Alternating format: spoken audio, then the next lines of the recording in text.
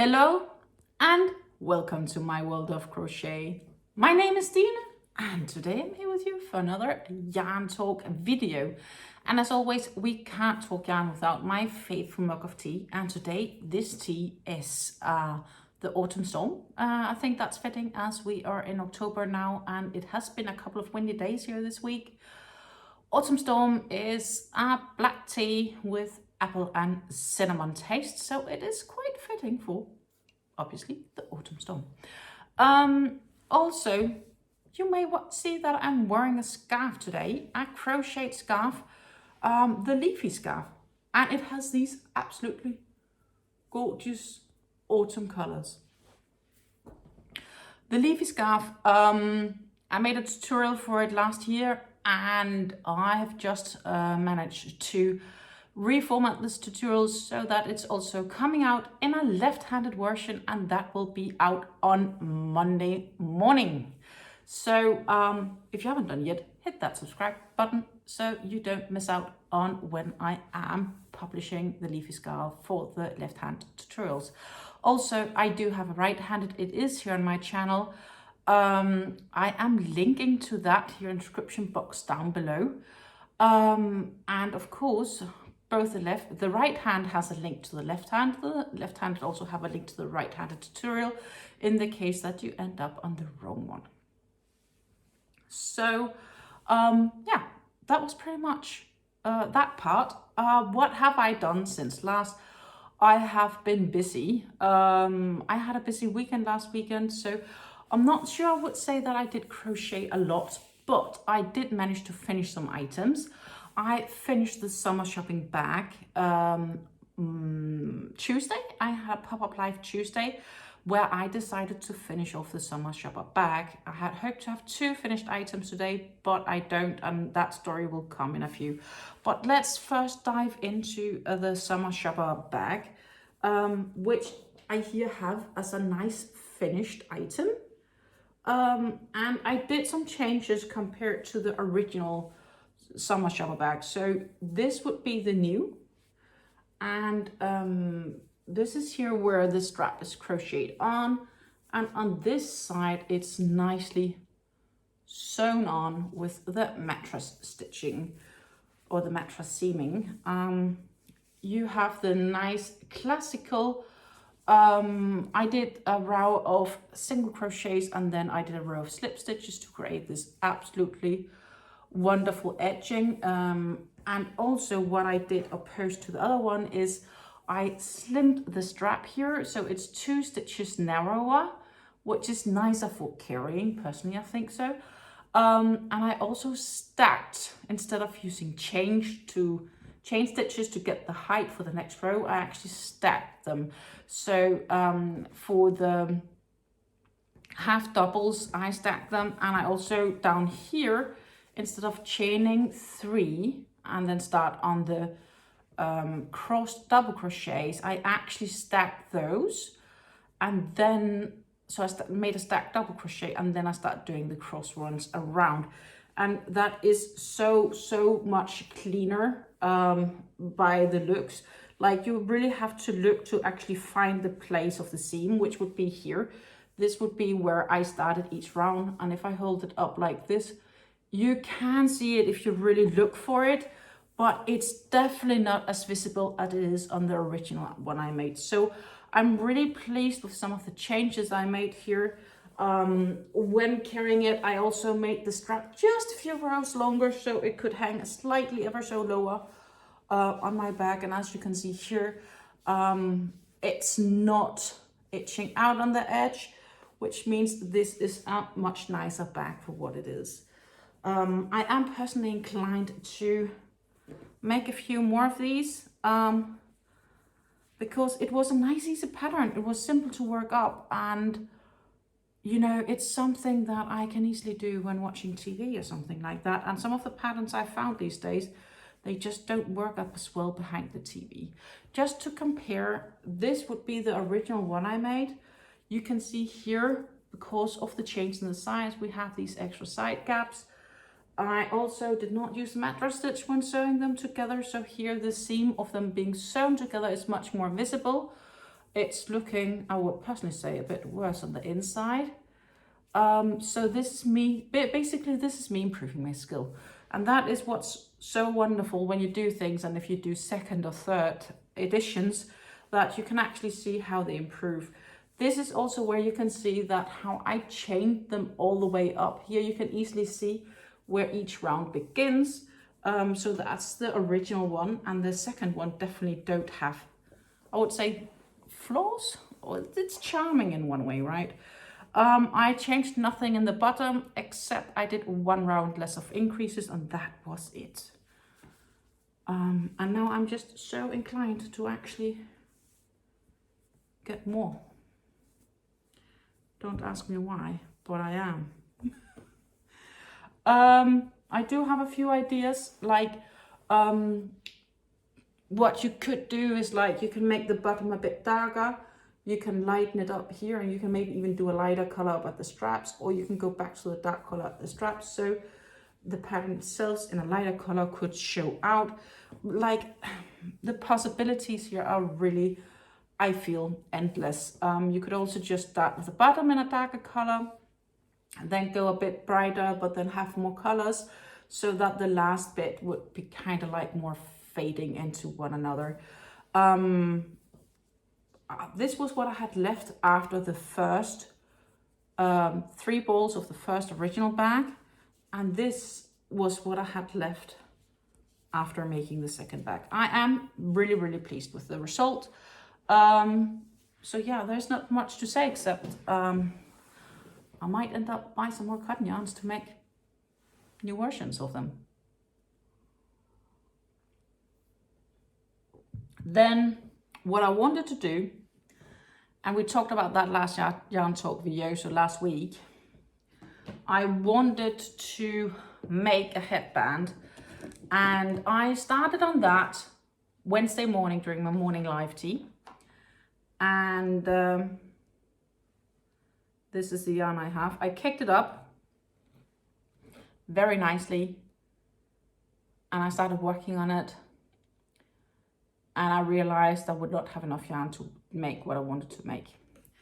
I tried a few other things afterwards to see if I could actually make it work. The only way I would have enough yarn is probably if I would do like double crochets all the way around. That just doesn't have the same stretch to it. It doesn't have the same feel to it.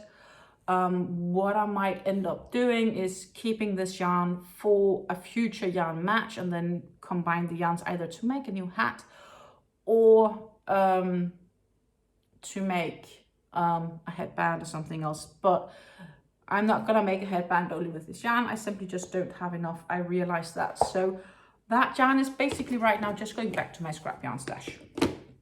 That is what can be concluded. Yeah, that's the short version, isn't it? Then, as I said, I caked up yarn for my Fleur Mosiac blanket. The Fleur is designed by Anke Wintermans, and I'm using the Stylecraft Special DK yarns for it. And I caked up the 2 next yarns that I was going to be using. So I have these lovely cakes. That is how they look when they get caked up. And the reason for me wanting to cake them up was that I thought, if I can put them on a spinning yarn holder, it's gonna be easier for me to work with when I am crocheting them. And I have to say, so far, I think that's true. I've done 1 round with the red caked up. I added it, so I've cut off the remaining burgundy yarn, and I added the red cake, had it on a yarn spin, and I started crocheting. I finished now, so we are at row 50 out of 129, and I am going to look in the pattern when it is that I'm going to change color, but it's written in the pattern, and it's gonna be quite a few rounds. Sorry. Yeah, this is where we're at, and you can see it. We are changing colors up here. Wow. This is how we are looking at round 50. I believe this blanket is probably gonna be like 140, 150 meters wide, so 1.4, 1.5 meters. Don't ask me what that would be in inches. As said, I am not good with the quick math. The back side's looking like this. I already weaved in the end of adding the new color. As you can see here in the corner, we do drag them along, and this is a full negative imprint of this blanket. So right now I am really happy that I chose to cake up this yarn, and I'm basically, so far, I do have 2 yarn holders, but I do think still it's easier to take them off and on for every round, because when you change yarn, you do a few things to actually make them follow nicely. That can turn them to tangle a little, and I'd rather keep them untangled for each round. I still have a little bit left on the beige, which probably very soon will have to be changed, and then I have a brand new cake going on for that. But I'm quite sure we have a few rounds to go with this gorgeous claret red. It's named Claret. Yips. And as said, we are using the Stylecraft Special DK yarns. It's an English yarn. It is 100% premium acrylic, 100 grams skeins, so 3.5 ounces to 295 meters, or 332 yards approximately. And it's a DK yarn basically, so it's 3 weight. And working up really nicely. Done the first 50 rows.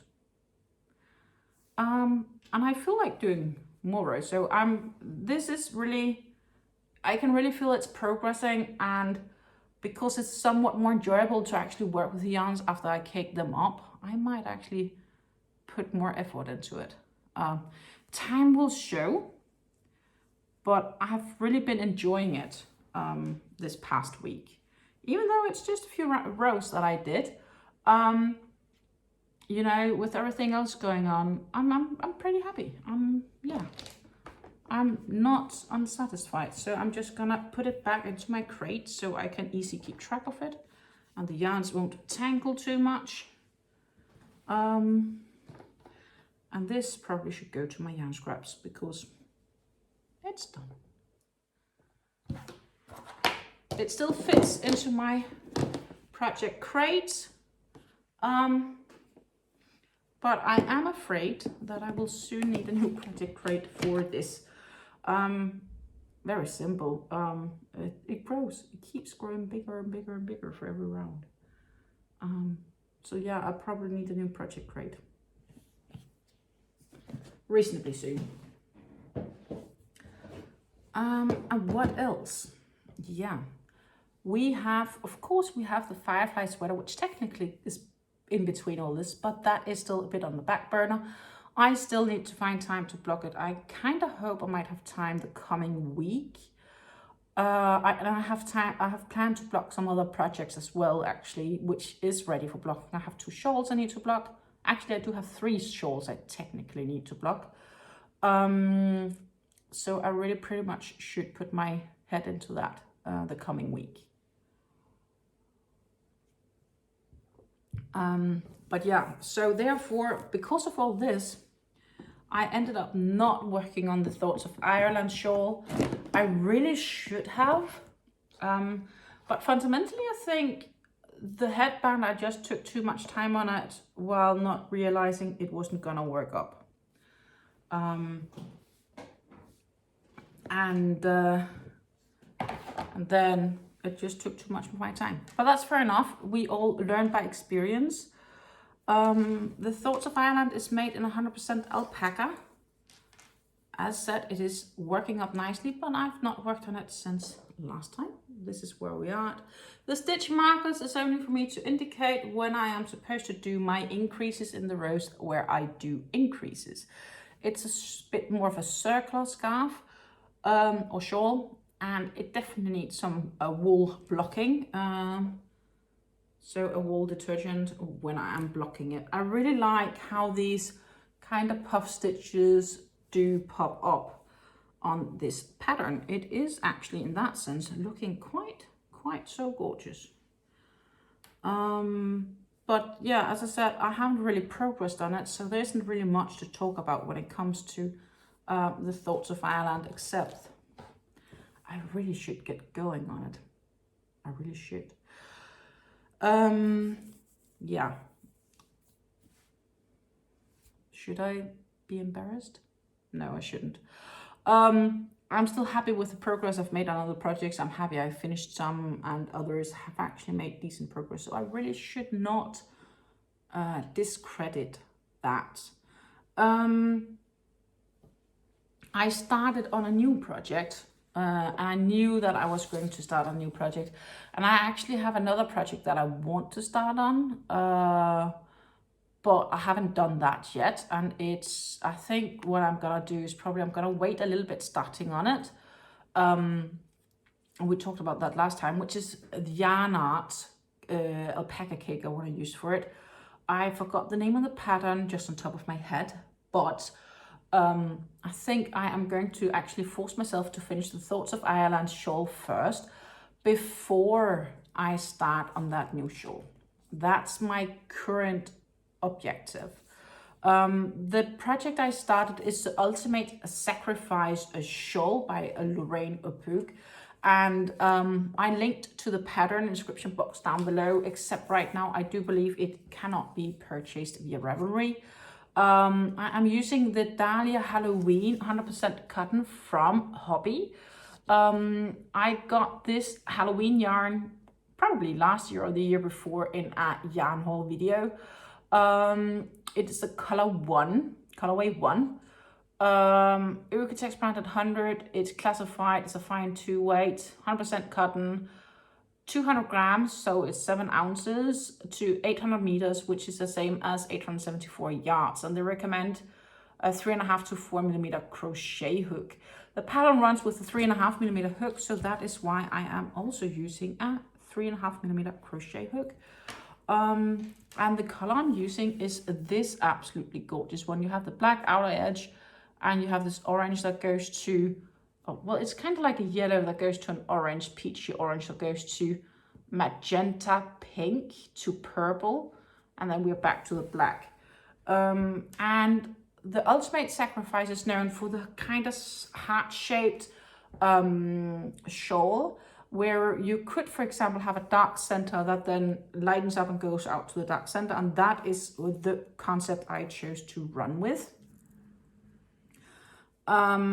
So here you basically have the dark center, and I am working on adding this center and just crochet out and follow the pattern all the way along. And that is how we are working up right now.